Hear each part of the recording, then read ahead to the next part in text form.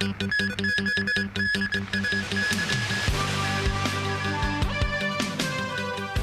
wounding attempt targeting a magistrate in Kowloon City Court. 120,000 Tongchung residents affected by 12 hours of water stoppage. And in the U.S., campaigning in the final days before the presidential election.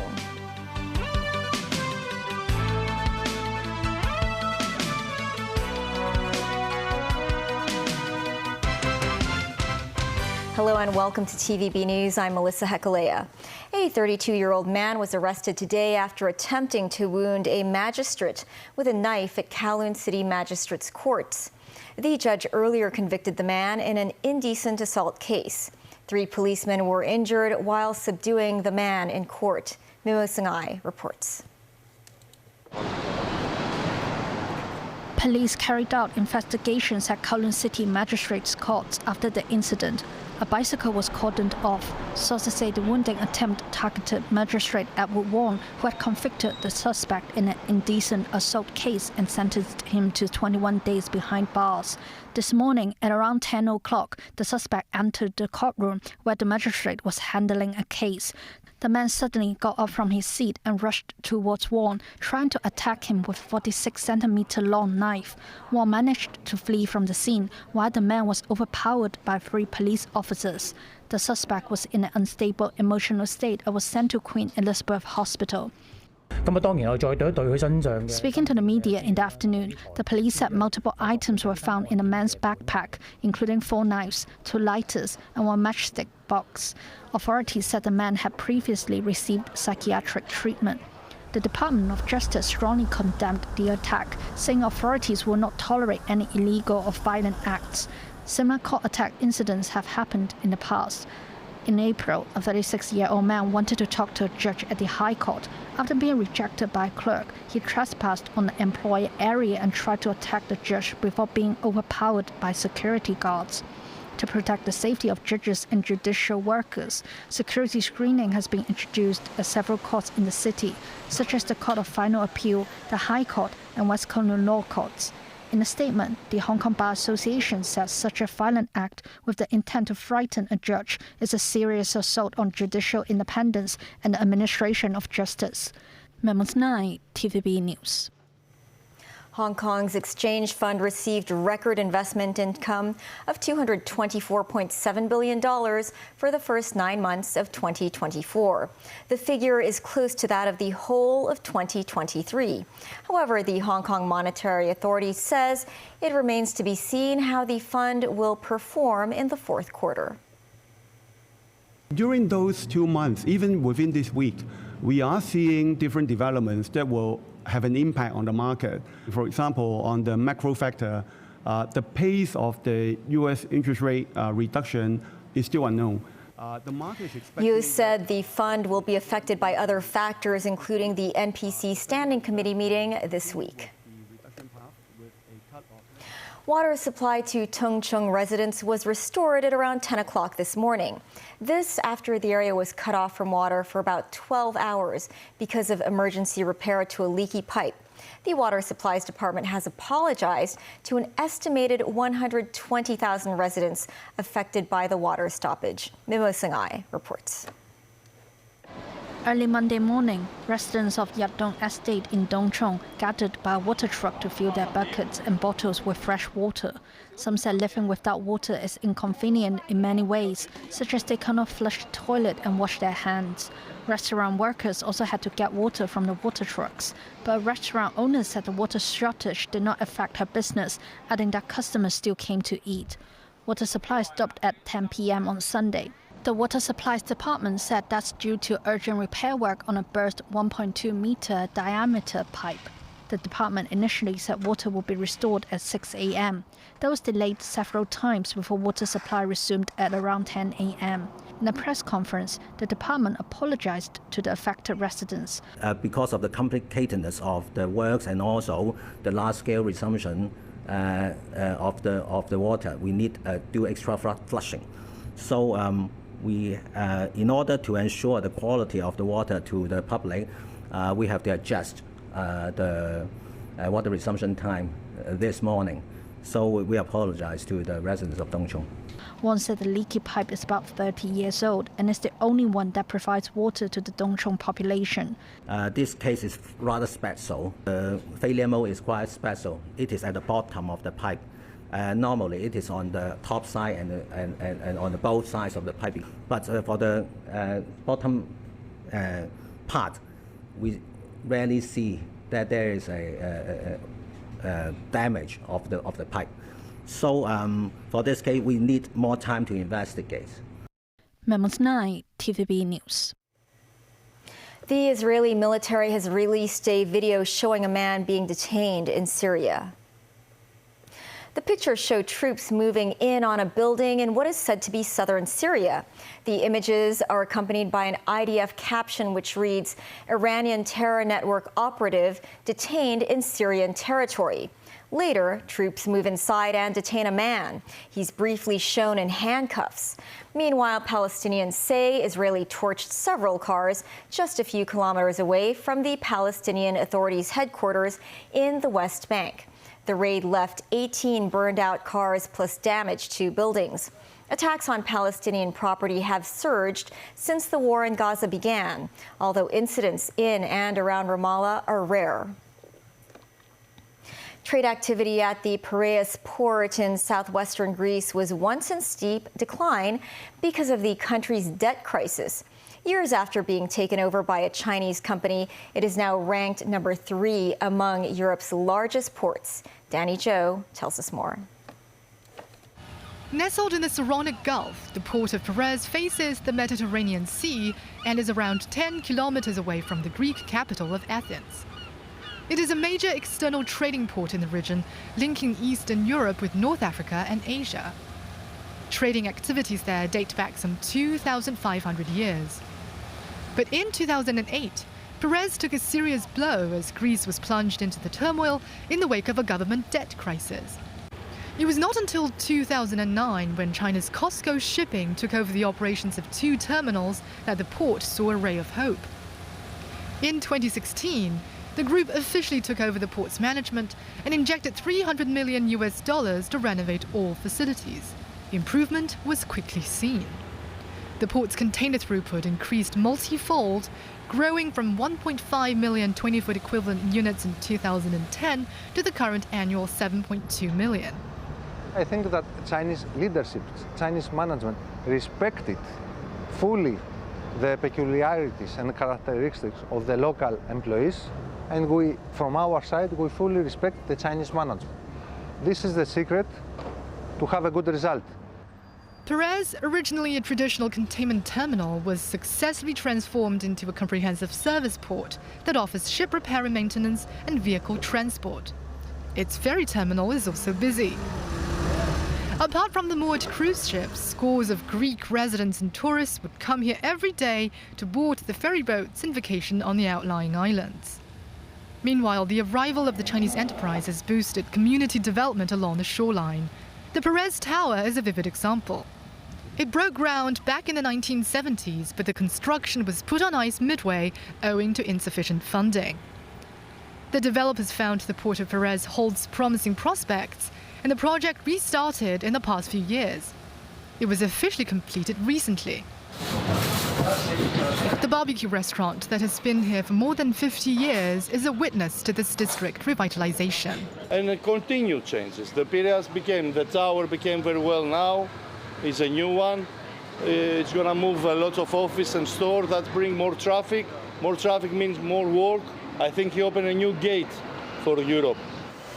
Greek authorities are endeavoring to take up Perez's new momentum to buoy the development of the entire country. 2 metro lines in Athens were extended to provide direct access from the airport to the Perez port.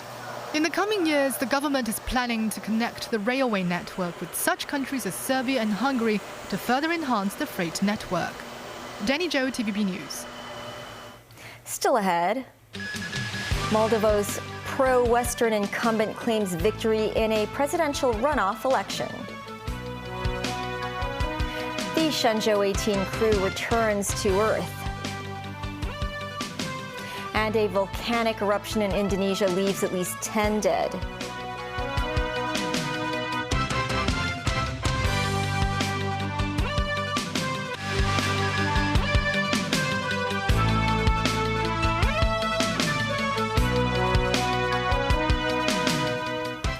Welcome back. The Shenzhou 18 crew returned home to Earth this morning, bringing with them scientific materials from the Tiangong space station at the end of a 6-month mission. Danny Cho has the story. The Shenzhou 18 astronauts, Ye Guangfu, Li Cong and Li Guangsu, had spent more than 6 months in orbit. The trio had conducted various scientific experiments and completed a record-setting spacewalk. After handing over their duties to the Shenzhou 19 crew, they separated from the space station on Sunday. Early this morning, Shenzhou 18's return capsule was back on Earth and safely touched down at the Dongfeng landing site in Inner Mongolia. All 3 astronauts were reported to be in good health. Shenzhou 18 commander Ye Guangfu was the first to exit the capsule. He expressed his gratitude to the motherland and the project team for making their dream come true. As the first Chinese astronaut to have a cumulative spaceflight time of more than a year, Ye said he believes a new record will be set soon. The China Manned Space Agency has called the Shenzhou 18 manned space mission a great success. 5 types of life science specimens and over 20 samples from material science projects were brought back from space for further research on the ground. Danny Zhou, TVB News.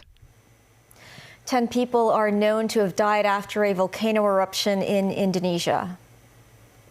Mount Liwatobi Laki-Laki in Flores Island in the east of Indonesia erupted overnight, spewing plumes of lava and forcing authorities to evacuate all villages within 7 kilometers of the crater. One of the victims is a child found 3 kilometers from the eruption. Photographs from the foot of the mountain show fire in the sky and collapsed buildings. Residents told news outlets that ash rained down on their houses as the area lost power and was plunged into darkness. With just a few days to go before the U.S. presidential election, polls show a historically close race between the Republican nominee Donald Trump and the Democratic candidate Kamala Harris.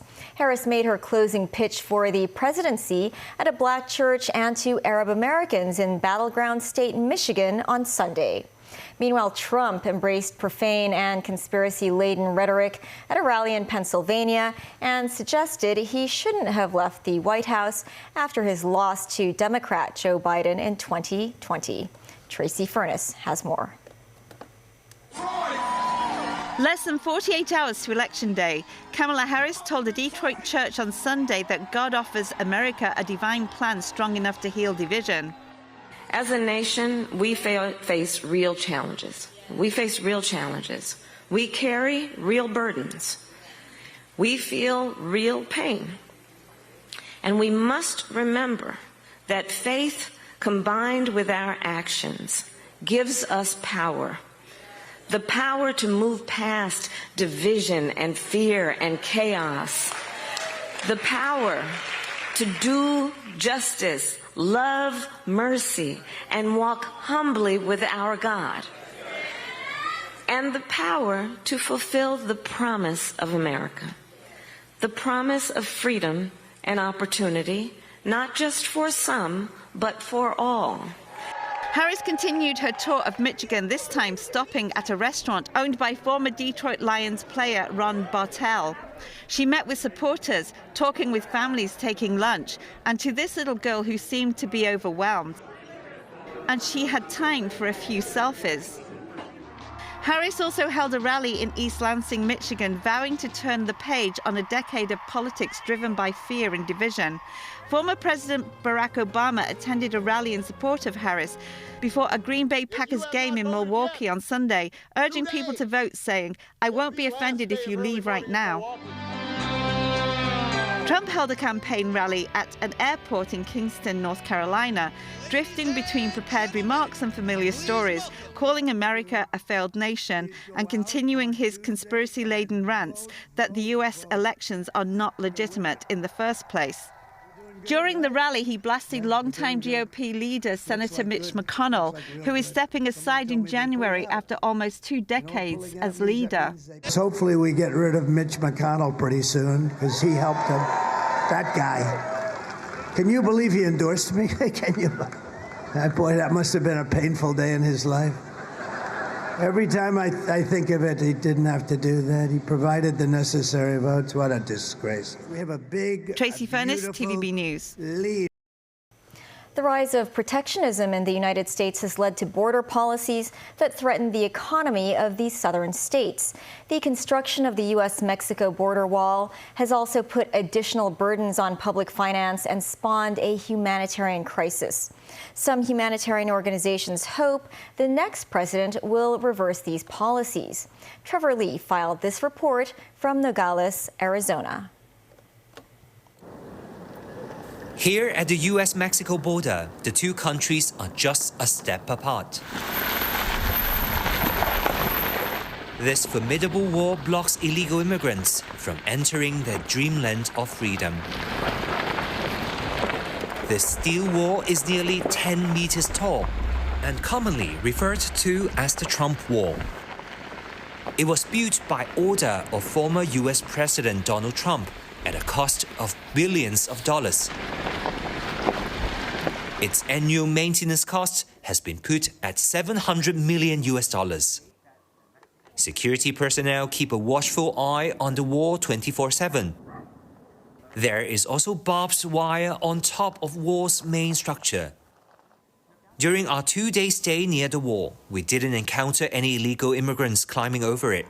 But every few hundred meters, part of the barbed wire was broken, with clothing being caught on it. Border Patrol agents say people are apprehended almost every day for crossing the border illegally, adding that some have resorted to digging tunnels. The border between the United States and Mexico is approximately 3,100 kilometers long. It is longer than the distance between Hong Kong and Tokyo. Donald Trump stated that a wall must be built along the entire border, but only about 20% of it was completed 5 years after his decision. In this election, presidential candidates frequently clash over topics about illegal immigration. Trump favors more stringent restrictions and straighter refugee asylum application reviews. Kamala Harris has proposed harsher penalties, but insists on maintaining humanitarian considerations. We have solar lights on them, and that's so that people could see the barrel at night, which is when most migrants tend to be moving. Due to the desert's high temperatures, the bodies of at least 100 illegal entrants are found annually in Arizona alone. Since 2000, Humane Borders has set up water stations along popular routes used for the smuggling of migrants. However, the issue remains highly divisive. In recent years, water stations have been vandalized, graffitied with the word poisonous, and even got shot. It's a sign of hatred and fear. What are you afraid of? They're fleeing from something that is worse than the idea of crossing the desert in the middle of nowhere. We keep them alive. That's the least we can do, because water is a human right. Cantillo also criticizes recent U.S. policies for deviating from past ideals. America used to welcome refugees with open arms. What makes America great? It's that people can come here from anywhere in the world and contribute to our society.